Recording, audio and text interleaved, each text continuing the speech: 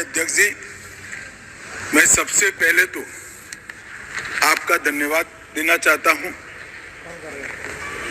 कि आजादी के बाद जो कुछ राष्ट्र के जीवन में महत्वपूर्ण प्रस्ताव आए हैं, उसमें से एक प्रस्ताव श्री राम जन्मभूमि पर मंदिर के निर्माण का, उसमें मुझे मेरे विचार रखने के लिए आपने मौका दिया, इसलिए हृदय से मैं आपका धन्यवाद करना चाहता हूं। मान्यवर, मैं देश की 140 करोड़ की जनता की ओर से भी आसन का, स्पीकर साहब का धन्यवाद करना चाहता हूं, क्योंकि ये जो सदन है वो नियम से तो चलता ही है। हर चर्चा नियमों से बंधी हुई होती है, संविधान से बंधी हुई होती है, परंतु एक मायनों में ये सदन जन चेतना का, जनता की आकांक्षाओं का और जनता की इच्छाओं की प्रवक्ता बनने का भी सदन का दायित्व है। और आज ये 140 करोड़ के देश में और दुनिया भर में बैठे हुए राम भक्त जो 22 जनवरी के बाद एक अद्भुत आध्यात्मिक चेतना का अनुभव कर रहे हैं, इसको वाचा देने के लिए आपने समय दिया, इसलिए देश आपका हमेशा के लिए आभारी रहेगा। मान्यवर, मैंने आज किसी का जवाब नहीं देना है। आज मैं मेरे मन की बात और देश की जनता की आवाज को इस सदन के सामने रखना चाहता हूं, जो सालों से कोर्ट के कागजों में दबी हुई थी। नरेंद्र मोदी जी के प्रधानमंत्री बनने के बाद उसको आवाज भी मिली, अभिव्यक्ति भी। मान्यवर, 22 जनवरी का दिन, भले कुछ लोग कुछ भी कहे, मैं स्पष्ट रूप से देख रहा हूं 22 जनवरी का दिन 10 सहस्त्र सालों के लिए ऐतिहासिक दिन बनने वाला है। ये सबको समझकर चलना चाहिए। मान्यवर, जो इतिहास को पहचानते नहीं, ऐतिहासिक पलों को पहचानते नहीं, वो अपने अस्तित्व को, अपने वजूद को कहीं ना कहीं खो देते हैं। मैं आज फिर से एक बार कहने वाला हूं मान्यवर कि 22 जनवरी का दिन 10 सहस्त्र से भी अधिक सालों तक इस देश का ऐतिहासिक दिन है। मान्यवर, 22 जनवरी का दिन 1528 से शुरू हुई एक संघर्ष और अन्याय के सामने लड़ाई का, एक आंदोलन के अंत का दिन है। 1528 से चालू हुई ये न्याय की लड़ाई यहां पर समाप्त। मान्यवर, 22 जनवरी का दिन करोड़ों भक्तों के आशा, आकांक्षा और सिद्धि का दिन है। उनकी आज आशा आकांक्षाएं सिद्ध हुई है। मान्यवर, 22 जनवरी का दिन भारत की, समग्र भारत की, मैं चाहूंगा कि समग्र भारत पर पूरा सदन गौर करे। 22 जनवरी का दिन समग्र भारत की आध्यात्मिक चेतना के पुनः जागरण का दिन आज इतिहास में बन चुका है। मान्यवर, 22 जनवरी का दिन महान भारत की यात्रा की शुरुआत का दिन है। 22 जनवरी के दिन मां भारती को विश्व गुरु के मार्ग पर ले जाने को प्रशस्त करने वाला दिन मान्यवर बनने वाला है। मान्यवर, ये देश की कल्पना राम और रामचरित्र के बगैर कर ही नहीं सकती। जो इस देश को पहचानना चाहते हैं, जानना चाहते हैं, जीना चाहते हैं, राम और रामचरित मानस के बगैर वो जी ही नहीं सकते। राम का चरित्र और राम ये देश के जनमानस का प्राण है। ये सबको समझना चाहिए, सबको स्वीकारना चाहिए। और इसीलिए मान्यवर, हमारे संविधान की पहली प्रत से लेकर महात्मा गांधी के आदर्श राज्य की कल्पना को राम राज का नाम लिया गया। संविधान में भी राम दरबार को स्थान दिया गया। मान्यवर, जो लोग राम के अलावे भारत की कल्पना करते हैं वो भारत को नहीं जानते, वो हमारे गुलामी के काल का प्रतिनिधित्व करते हैं। मान्यवर, राम व्यक्ति नहीं है, राम प्रतीक है। करोड़ों लोगों का आदर्श जीवन कैसे जीना चाहिए, इसीलिए उनको मर्यादा पुरुषोत्तम किया। राम का राज्य किसी एक धर्म, एक संप्रदाय के विशेष के लिए नहीं है।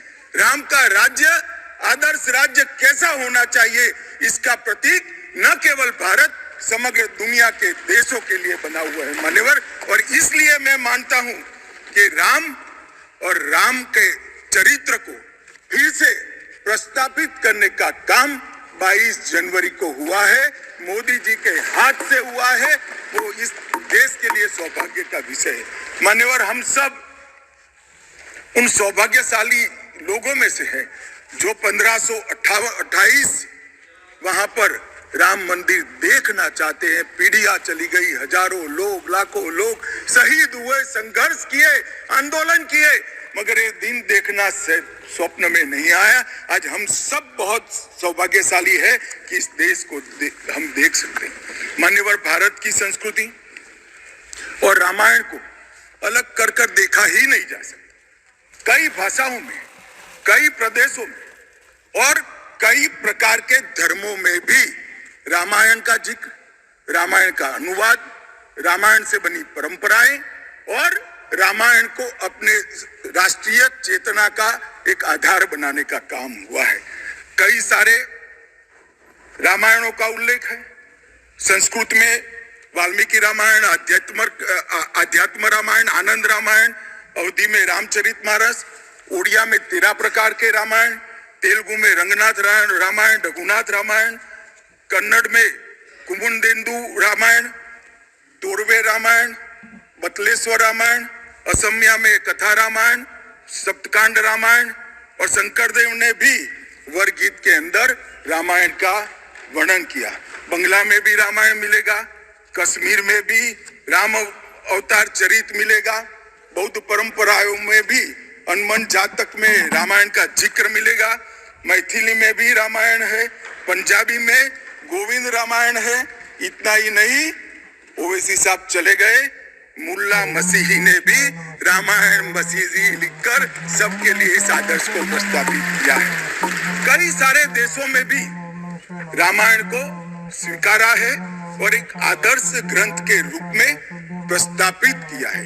विदेशों में नेपाल, जावा, इंडोनेशिया, कंबोडिया, तिब्बत, ये सभी देश भाषाओं में रामायण का अनुवाद भी हुआ है और उससे प्रेरणा भी ली जाती है।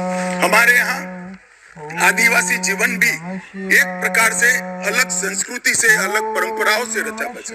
उरांव में, बोडो में, संथाल में, संकाल में, बिरहोर में और छोटा नागपुर में सभी जगह स्थानीय भाषाओं में रामायण का अनुवाद भी हुआ और रामायण के आधार पर अपने जीवन को आदर्श को बनाने का काम भी हुआ।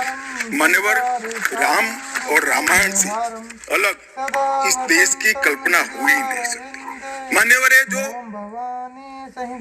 राष्ट्र की इच्छा की परिपूर्ति सम्माननीय मोदी जी के हाथ से 22 जनवरी को अभिजीत मुहूर्त में हुई है।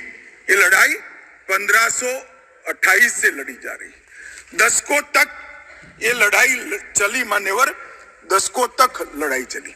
लगभग 1858 से कानूनी लड़ाई चल रही है।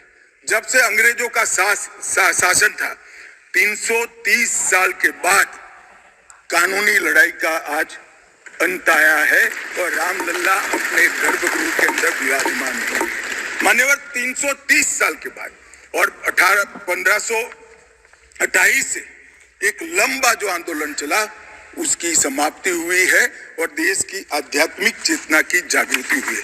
मान्यवर, मैं इतना ही कहना चाहता हूं, ये आंदोलन से अनिभिज्ञ होकर कोई इस देश के इतिहास को पढ़ ही नहीं सकता। आज से नहीं, 1528 से हर पीढ़ी ने इस आंदोलन को किसी न किसी स्वरूप से वाचा दी और ये मामला लंबे समय तक अटका रहा, भटका रहा, लटकता रहा। आज मोदी जी के समय में ही इसको परवान चढ़ना था, इस स्वप्न को सिद्ध होना था और आज देश स्वप्न सिद्ध होता हुआ दिखा है। मानव राम जन्मभूमि का जो इतिहास है ये बहुत लंबा है। अनेक राजाओं, संतों, निहंगों, अलग अलग संगठनों और कानून विशेषज्ञों ने ये लड़ाई में योगदान दिया है।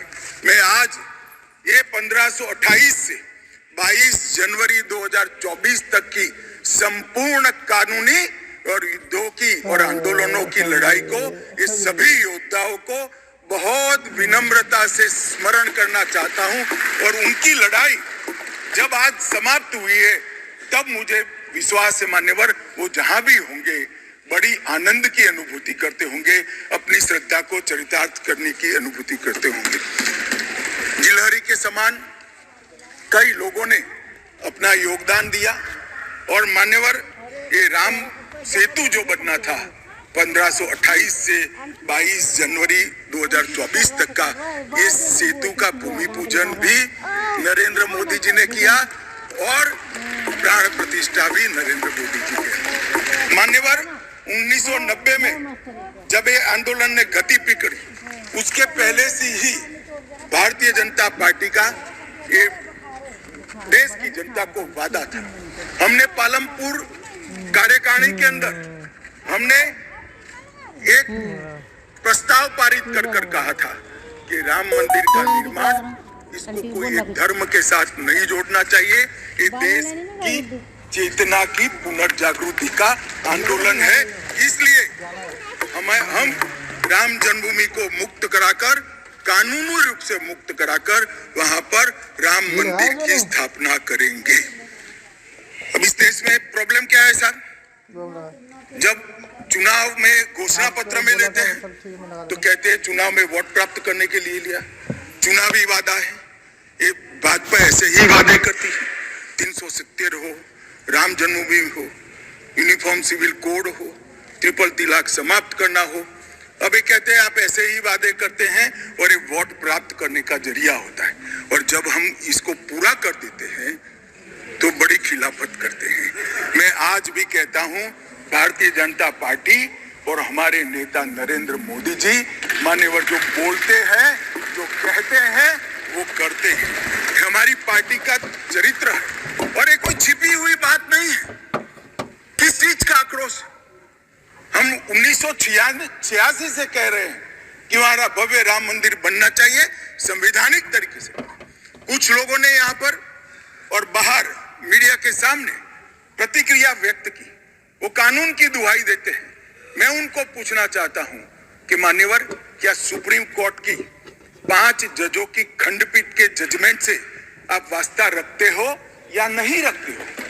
भारत के संविधान से वास्ता रखते हो या नहीं रखते हो? किसी ने अगर सुप्रीम कोर्ट की अवहेलना कर वहां पर मंदिर बनाया होता तो आप कुछ भी कह सकते थे, मगर जब देश की सर्वोच्च अदालत के 5 जजों की खंडपीठ ने, और जिसकी अध्यक्षता स्वयं चीफ जस्टिस ऑफ इंडिया और आने वाले 4 चीफ जस्टिस कर रहे थे, ऐसी महत्वपूर्ण बेंच ने जब ये निर्णय लिया, तब आप कैसे कन्नी काट सकते हो?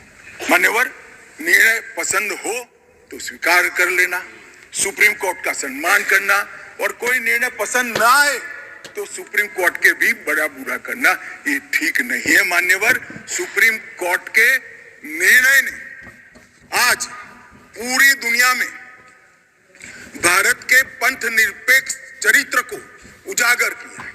दुनिया में एक भी देश ऐसा नहीं है जहां बहुमत समाज ने अपनी आस्था का निर्वहन करने के लिए इतनी लंबी कानूनी लड़ाई लड़ी।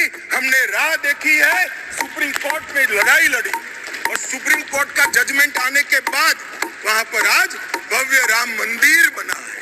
मान्यवर, जो बोल रहे हैं उनको भी सब मालूम है कि क्यों बोल रहे हैं।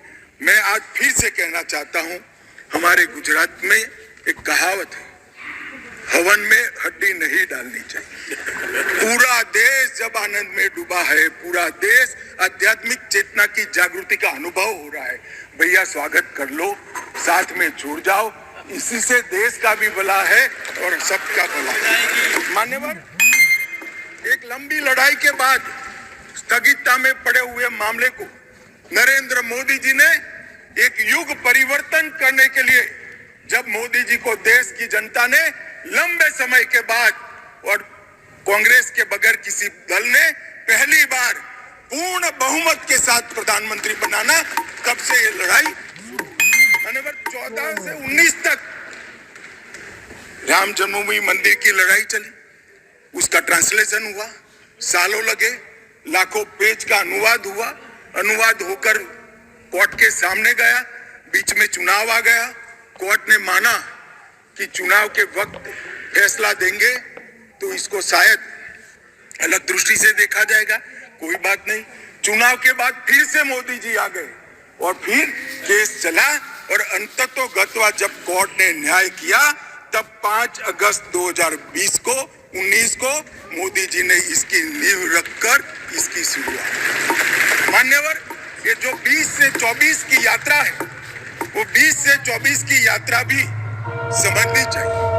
राम जन्मभूमि का आंदोलन ऐसे ही नहीं चला, इसके साथ हर गांव, हर घर में और करोड़ों राम भक्त, अनेक संगठन, भारतीय जनता पार्टी, राष्ट्रीय स्वयंसेवक संघ समेत घर घर गए, शिला लेकर गए, पूजा की और वो पत्थर को राम मंदिर की शिला बनाकर अयोध्या तक पहुंचाने का काम। करोड़ों लोगों ने अपनी श्रद्धा, अपनी इच्छा संवैधानिक तरीके से, शांतिपूर्ण तरीके से अयोध्या पहुंचाई और सुप्रीम कोर्ट ने जब जजमेंट दे दिया, निर्णय दे दिया, तब जाकर राम मंदिर के निर्माण की शुरुआत हुई।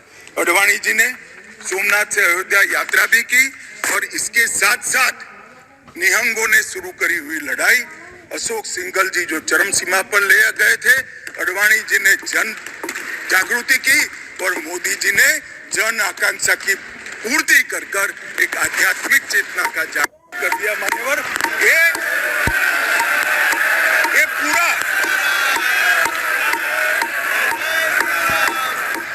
पूरा आंदोलन, मान्यवर, जब भी दुनिया का इतिहास लिखा जाएगा एक डेमोक्रेटिक वैल्यू के रूप में देखा जाएगा कि कोई एक देश अपने बहुमती समाज की धार्मिक विश्वास की पूर्ति के लिए इतने समय धैर्य रखकर सुप्रीम कोर्ट में गुहार लगाता रहे और सुप्रीम कोर्ट के जजमेंट आने के बाद सौहार्दपूर्ण वातावरण में इसकी पूर्ति हो। मान्यवर, ये बहुत बड़ी बात है और मैं मानता हूं मान्यवर कि ये मोदी जी के नेतृत्व के बगैर संभव नहीं था। मान्यवर, मैं इतना ही कहना चाहता हूं कि जब राम मंदिर का निर्माण हो रहा था तब और जब जजमेंट आया तब कई लोग आगाज लगा रहे थे, कई लोग अनुमान कर रहे थे इस देश में रक्तपात हो जाएगा, इस देश में दंगे हो जाएंगे, इस देश में धर्म के बीच में बड़े विवाद होंगे। मगर मैं आज इस सदन को कहना चाहता हूं, ये भारतीय जनता पार्टी की सरकार है, नरेंद्र मोदी इस देश के प्रधानमंत्री। कोर्ट के जजमेंट को भी जय पराजय की जगह सबकी मान्य न्यायालय के आदेश में परिवर्तित करने का काम मोदी जी के दूरदर्शी विचार में। और उसके बाद जब समय आया निर्माण के बाद, जब समय आया मान्यवर, उनको न्योता मिला कि वो आकर भूमि पूजन करे। 130 करोड़ की जनता के वो जनप्रतिनिधि है, न्यास ने उनको नेतृत्व करने का, जनता का प्रतिनिधि है नाते जब मौका दिया शिलान्यास करने का, तब मोदी जी के जो पूरा आचरण है इसको ध्यान से देखना चाहिए। मान्यवर, वो आचरण आने वाले अनेक सैकड़ों सालों तक दुनिया के सामने रहेगा और दुनिया के सामने इससे कई लोगों को प्रेरणा भी मिलेगी। मान्यवर, हम सब ने आचार्य गोविंद देव गिरि जी ने जो वक्तव्य दिया वो सुना है। मोदी जी को जब मौका मिला तब उन्होंने रामानंदी समाज के, संप्रदाय के और वैष्णव संतों से पूछा कि भाई प्राण प्रतिष्ठा करनी है, किसी संसारी ने करनी है, तो इसके यम नियम, इसके लिए किस प्रकार की उपासना करनी चाहिए, और जो संतों की ओर से सुझाएगा उससे भी अनेक गुना कठोर 11 दिन का व्रत इस देश के प्रधानमंत्री। मान्यवर, 11 दिन तक सैया पर नहीं सोना, 11 दिन तक केवल नारियल पानी के साथ उपवास करना, 11 दिन तक पूरा समय राममय राम भक्ति में रचे बसे रहना और पूर्ण जीवन की उस वक्त की हर सांस को राम के साथ जोड़कर राममय बनकर प्राण प्रतिष्ठा करना। मान्यवर, ये 11 दिन में मां सबरी, गिलेरी, वानर, भालू, जटायु, ये सब के साथ जुड़े हुए देश भर में जो राम के स्थान थे, वहां जाकर राम के काज के लिए गिलहरी जैसा भी योगदान देने वालों को श्रद्धा पूर्वक प्रणाम करने का काम प्रधानमंत्री। राम मंदिर का जब भूमि पूजन का समय आया, कोई पॉलिटिकल नारे नहीं लगाए, ना मोदी जी ने इसका नेतृत्व पॉलिटिकली किया, ना हमारी पार्टी ने किया। हर रोज एक राम का भजन अलग अलग भाषा में ट्वीट कर एक भक्ति का आंदोलन शुरू किया। मान्यवर, इस देश में कई सारे भक्ति के आंदोलन खड़े हुए हैं, ढेर सारे आंदोलन खड़े हुए। मान्यवर, इस देश में भक्ति का आंदोलन कोई नया नहीं है। मान्यवर, मीरा ने चलाया, गुजरात में नरसिंह मेहता ने चलाया, रामानंद ने चलाया, एकनाथ और ज्ञानेश्वर ने चलाया, शंकर देव और माधव देव ने असम में चलाया, चैतन्य महाप्रभु ने चलाया, समर्थ रामदास ने चलाया। ये सब भक्ति आंदोलन ने समय समय पर देश को मजबूत करने का काम किया है, सनातन धर्म को टिकाने का काम किया है और सनातन धर्म के प्रति सबकी आस्था को बंधाने का।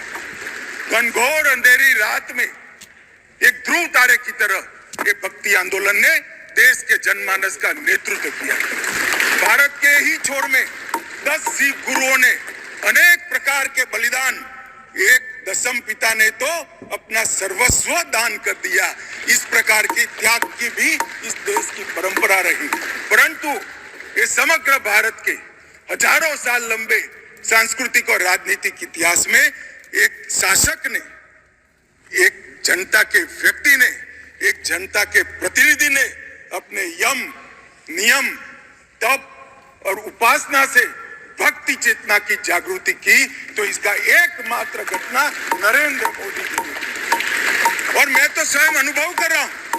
मैं उस दिन बैठा था लक्ष्मी नारायण मंदिर में, दिल्ली में बिरला मंदिर में, जो जनता थी, जो लोग थे, सबकी आंखों में आंसू थे। पूरा देश राममय हो गया था और जय श्री राम के नारे लगा रहा। मान्यवर, मोदी जी ने बड़ी शालीनता के साथ विजय के, पराजय के कोई भाव के बगैर जय श्री राम के युद्ध के नारों से पूरी दुनिया जानती है। जय श्री राम की वानर सेना का युद्ध का घोष था, पूरी दुनिया जानती है। जय संघर्ष चला तब जय श्री राम चला और मंदिर बना तो जय सिया राम हो गया। संघर्ष से भक्ति की यात्रा पूरे देश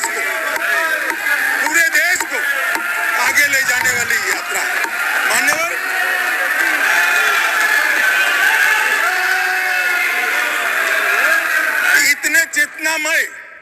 इतने चेतनामय वातावरण के अंदर भी विभाजन की बात करने वाले लोगों से मेरा करबद्ध निवेदन है, समय को पहचानो, एकता के संदेश को स्वीकारो और आगे देखकर चलना शुरू करो। भारत की और हम सब की भलाई है।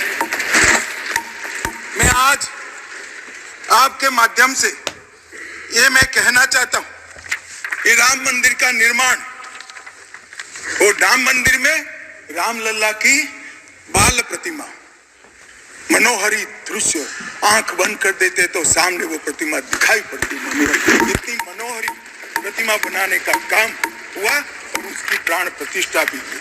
मान्यवर, एक प्रकार से समग्र भारतीय संस्कृति को मोदी जी के माध्यम से एक अभिव्यक्ति का काम है। मान्यवर, राम का जीवन ही अपने आप में परिपूर्ण।